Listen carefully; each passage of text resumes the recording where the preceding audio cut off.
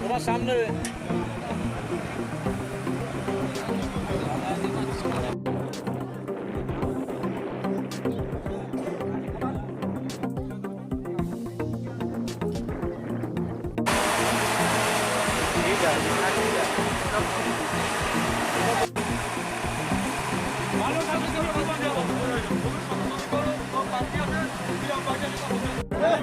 বান্দার নাক কাটা পর্যন্ত জীবন চলে যাবে।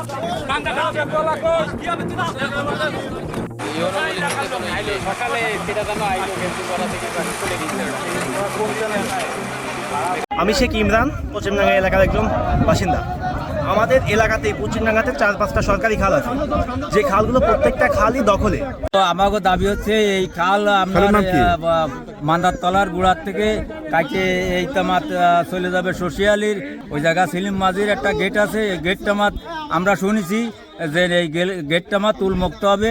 আমরা পানির জন্য আমাকে এই জায়গার সমস্ত লোকজন সব আমরা ডাঙ্গার লোক মানুষের আনন্দ লাগছে কিসে, যে এই পানিটা যদি সরবরাহ হয়, বড় খাল আছে, বর্ষার দিনে আমরা কি করতে পারবো, জমিতে ধান রোপণ করতে পারবো।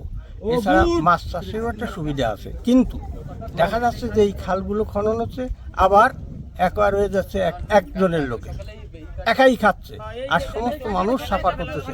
এটি তো সম্ভব হয় না, যার জন্য এই জমায়েতটা হয়েছে। জনগণের একটা উৎস কি, যে খালগুলো সব ছেড়ে দেওয়া থাকবে। এই দিকে আছে, দক্ষিণ দিকে আছে একটা সুইচ গেট, কিন্তু এই খাল দিয়ে যে পানিটা যায় শশীখালী 3 ব্র্যান্ড, ওইখান থেকে পানিটা নিষ্কাশিত হয়ে যায়, যার জন্য কোনো জায়গায় কোনো প্রভাব পড়ে না।